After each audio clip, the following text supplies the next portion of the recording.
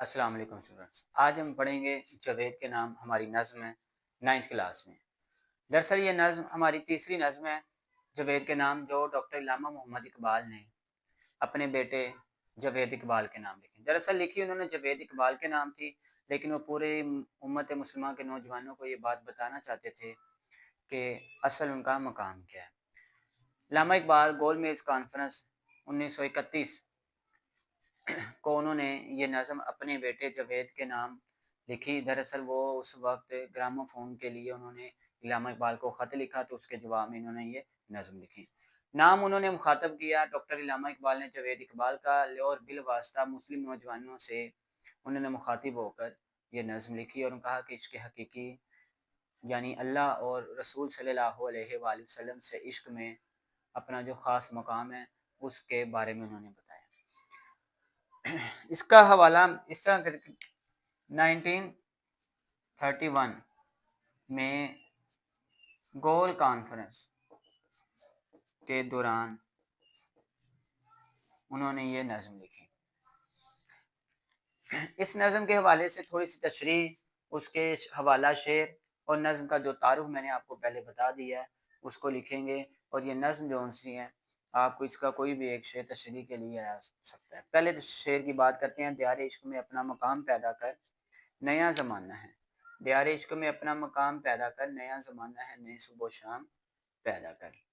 یعنی کہ عشق کے مقام میں یا عشق سے ایسا ایک مقام پیدا کر نئی صبح و شام آنا شروع ہو جائے، یعنی کہ نئی صبح و شام آنے سے مراد ہے کہ تمہارا اپنا ایک مقام پیدا ہو۔ علامہ اقبال نے یہ نظم، یعنی کہ شروع میں تشریح میں آپ یہ بیان کریں گے کہ علامہ اقبال نے یہ نظم 1931 میں گول میز کانفرنس کے دوران انہوں نے اپنے بیٹے کو لکھی، جہاں یہ بات بتانا چاہ رہے ہیں کہ تمہیں عشق رسول اور عشق حقیقی یعنی اللہ تعالیٰ اور رسول صلی اللہ علیہ وآلہ وسلم سے عشق میں ایک خاص مقام پیدا کرنا ہے، اور اس سے انسان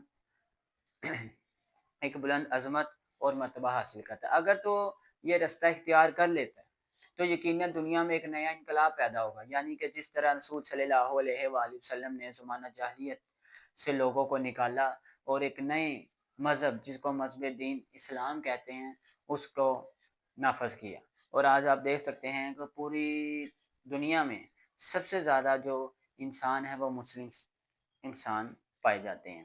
یہ کسے یعنی کہ ایک آپ صلی اللہ علیہ وآلہ وسلم نے اس دنیا میں آ کر کسی کام کی ابتدا کی، وہ کام اللہ تعالیٰ کی حکمت سے بہت پوری دنیا میں پھیل چکا۔ تو اسی طرح علامہ اقبال اپنے بیٹے سے مخاطب ہو کر کہتے ہیں کہ تمہیں نئے صبح و شام پیدا کرنے ہوں گے، یعنی کہ عشق کے میدان میں، عشق حقیقی کے میدان میں یہاں بات ہو رہی ہے، اور علامہ اقبال کے ہاں زیادہ تر انسان نوجوان اور عشق حقیقی کے متعلق ہی بات چلتی ہے۔ یہ اس کا پہلا شعر ہے، ٹھیک ہے۔ اس کے پہلے شعر کے حوالے کے طور پر ہم یہ لکھ سکتے ہیں: زمانے کے انداز بدلے گے، نیا راگ ہے، ساز بدلے گے۔ پہلا حوالے کا شعر آپ لکھ سکتے ہیں: زمانے کے انداز بدلے گے، یہ پہلا مصرع۔ دوسرا مصرع: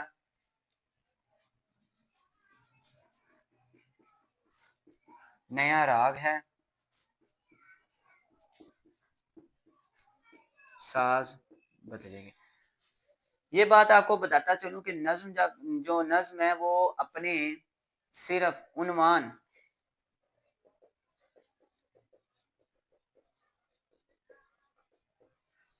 کے گرد گھومتی ہے۔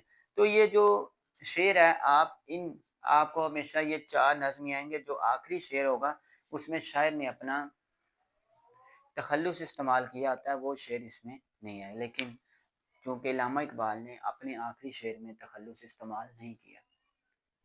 میرا طریق امیری نی فقیری ہے، خود ہی نہ بیچ غریبی میں نام پیدا کر۔ پانچواں شعر ان کا یہ ہوگا: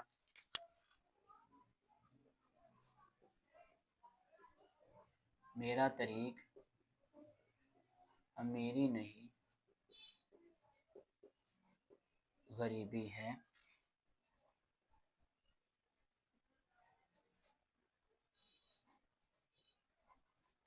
خود ہی نہ بیچ غریبی میں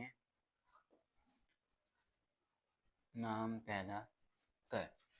اب یہ علامہ اقبال کے 5 پہلے کے حوالے کے آپ یہ لکھ سکتے ہیں۔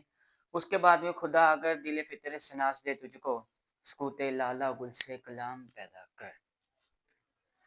دوسرا شعر، دوسرے شعر میں آپ نے کیا کرنا ہے، تشریح میں سب سے پہلے اسی طرح اگر ہم تشریح کے حوالے سے تمام عنوان دیکھیں تو تشریح کا طریقہ ہم کس طرح لکھیں گے۔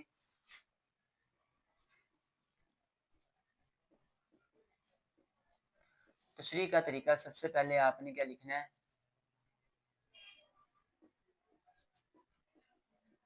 شاعر کا نام، مفہوم اور تشریح۔ اب تشریح میں آپ نظم کا تعارف پیش کریں گے۔ تعارف کیا ہے، یہ ہر شعر میں آپ نے ہر شعر کے ابتدا میں آپ نے یہ چیز واضح کر دینی ہے کہ 1931 میں گول میز کانفرنس کے دوران علامہ اقبال نے اپنے بیٹے کو خط کے جواب میں انہوں نے یہ نظم لکھ کر پیش کی۔ اب چلتے ہیں دوسرے شعر کی طرف۔ دوسرے شعر کی تشریح بھی آپ اسی طرح سب سے پہلے تعارف لکھیں گے، ٹھیک ہے، تشریح کے حوالے سے۔ اس کے بعد اب تشریح، خدا اگر دل فطرت شناس دے تجھ کو، سکوت لالا گل سے کلام پیدا کر، یعنی کہ اللہ تعالیٰ تجھے ایک ایسا دل دے دے اور ایسے دل کو سمجھنے کی صلاحیت دے دے کہ جو لالا گل، لالا گل سے مراد، اب لالا گل نہیں، لالا گل سے مراد ہے کہ بناوٹ ہے، یعنی کہ یہاں صنعت تضاد کا استعمال ہوا ہے۔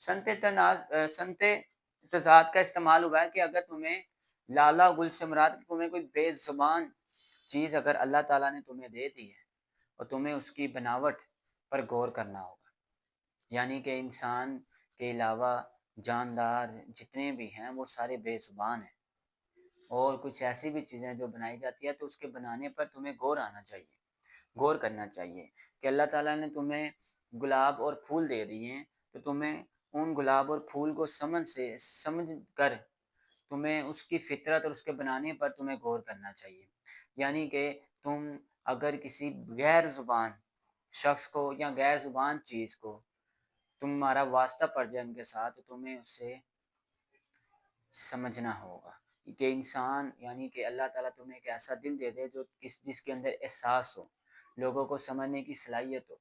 تو علامہ اقبال سے ان کی اس نظم سے مراد ہے، خدا اگر دل فطرت سناس دے تجھ کو، سکوت لالا گل سے کلام پیدا کر، یعنی کہ تمہارے اندر ایک ایسی صلاحیت اور ایسی صلاحیت والا دل تمہارے سامنے پیش کر دیا جائے کہ تم بغیر زبان کہ جتنے بھی لوگ یا جتنی بھی چیزیں ہیں جن کو زبان نہیں عطا کی گئی لیکن اس کے بنانے والے سے تمہیں اس کی بناوٹ سے اس کے بنانے والے کا خیال کرنا ہوگا، یعنی کہ یہاں علامہ اقبال کی نظم میں کے دوسرے شعر میں سکوت لالا سے مراد ہے کہ اللہ تعالیٰ کی بنائی ہوئی اس پوری کائنات کو پیش کر دیں، ٹھیک ہے۔ اس کے بعد چلتے ہیں تیسرے شعر میں، اٹھانا شیشہ گرانے فرنگ کے احساس، سفال ہند سے مینا و جام پیدا کر۔ شیشہ گرانے فرنگ سے مراد ہے کہ فرنگ سے کہتے ہیں انگریزوں کو، شیشہ گران شیشہ بنانے والوں کو، کہ یعنی کہ اس نظم کے تیسرے شعر میں علامہ اقبال یہاں یہ بیان کر رہے ہیں کہ تمہیں انگریزوں کی صلاحیت، انگریزوں کی جو معاشرت ہے، انگریزوں کی جو تہذیب ہے اس کو ٹھہرانا ہوگا، ٹھکرانا ہوگا۔ تہذیب فرنگ مراد کیا ہے،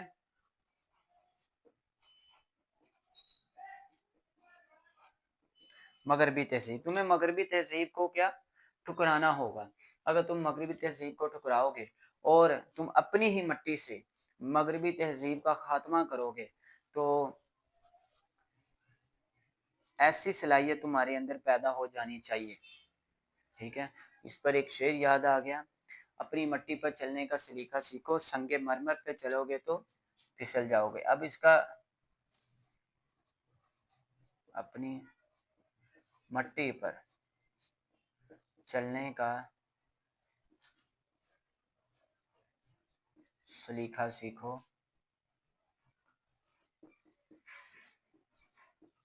سنگ مرمر پہ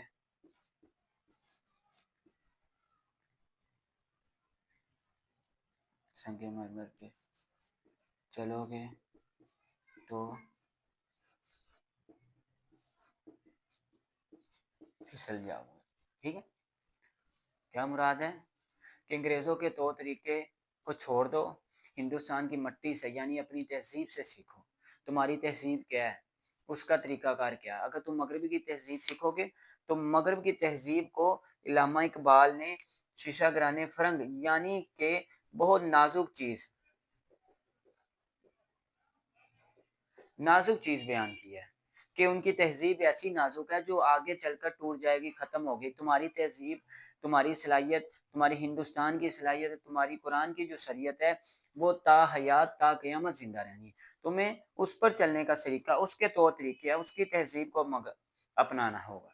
ठीक है? उसके बाद चलते हैं, मैं शाख़े ताक हूँ, मेरी ग़ज़ल है मेरा समर, मेरे समर से मैं ओ लाला फ़ाम कर।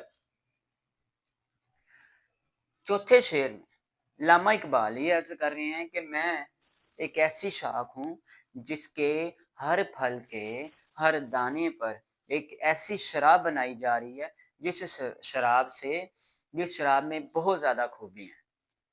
यानी इकबाल की शायरी में इतनी खूबियाँ हैं कि वो इन नौजवान को ख्वाब गफलत से जगा सकती है। ये चौथे शेर में अल्लामा इकबाल अपने कलाम की खसूसियात पैदा करते हैं, अपने कलाम की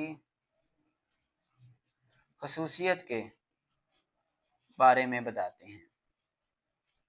ठीक है?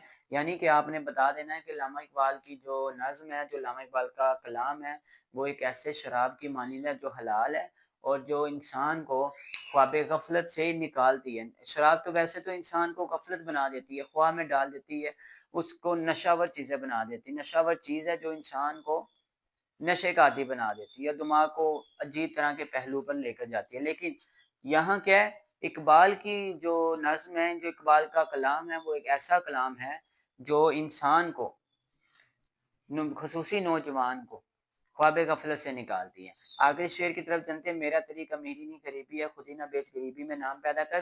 तो ये आप सल्लल्लाहु अलैहि वसल्लम की हदीस का एक मफ़हूम है। अल्लामा इकबाल कहते हैं कि तुम्हें अपनी खुद ही नहीं बेचनी होगी। तुम जिस मकाम पर हो उस मकाम में एक नया अंदाज पैदा करो। तो जो पहला शेर है वो आखिरी शेर के साथ बिल्कुल अटैच करता है, लेकिन इसमें क्या आपको बताया जा रहा है कि अपनी खुद ही ना बेचो। जो इंसान अपनी खुद ही बेचता है यानी कि अपना ईमान बेच देता है, अपना तौर तरीका बेच देता है, अपनी तहजीब से हट जाता है। अल्लामा इकबाल ने उनसे मना फरमाया कि क्या करना है, खुद ही नहीं बेचनी, गरीबी में ही अपना नाम पैदा करो। जी शेर, खुद ही को कर बुलंद इतना, खुद ही को कर बुलंद इतना कि हर तकदीर से पहले खुदा बंदे से खुद पूछे, बता तेरी रज़ा क्या है। ठीक है? तो बेटा ये हमारा आज का जो टॉपिक था, जावेद के नाम नज़्म में एक मरतबा दोबारा शॉर्ट आपको रिपीट कर देता हूँ। नज़्म जावेद के नाम डॉक्टर इल्लामा मोहम्मद इकबाल ने लिखी। नज़्म का तारुफ जो-सा वो ये 1931 में गोल मेज़ कॉन्फ्रेंस के दौरान उन्होंने अपने बेटे को ख़त लिखा है और दरअसल वो बेटे को ख़त लिखने से मुख़ातब होकर वो नौजवान नस्ल को मुख़ातब हो रहे हैं। तो ये आपने जो तारुफ है वो आपने हर शेर में लिख देना है। उसके बाद आपने इससे पहले मफ़हूम लिखना है। पहले शेर में वो बयान कर रहे हैं कि इंसान को अल्लाह ताला यानी कि इश्क़ हकीकी में रहकर एक नया मकाम पैदा करना होता है, जिस तरह आप सल्लल्लाहु अलैहि वसल्लम ने किया। दूसरे शेर में बता रहे हैं कि इंसान तुम्हें एक ऐसा दिल दे दे जिससे तुम बगैर ज़ुबान चीज़ को समझ सको, उसका एहसास कर सको। तीसरे में उसने इंसान को कहा कि मगरबी तहज़ीब से छुटकारा पाना है और मशरकी तहज़ीब को अपनाना है और उसी को आगे लेकर चलना है। चौथे शेर में उन्होंने कहा कि जो मेरा कलाम है वो इंसान को ख्वाब गफलत से निकालता है और पाँचवें शेर में वो कह रहे हैं कि अपनी खुद ही ना बेच, जो तुम्हारा तौर तरीका है, जो तुम्हारी तहज़ीब है, जहाँ तुम हो, वहीं से तुम अपना एक नया मकाम पैदा कर। तो बेटा ये हमारा आज का टॉपिक था। इन इशार का जो मफ़हूम है वो डिस्क्रिप्शन पे आपको साथ मिल जाएगा, वहाँ से आप देख सकते हैं। तब तक के लिए अल्लाह हाफ़िज़।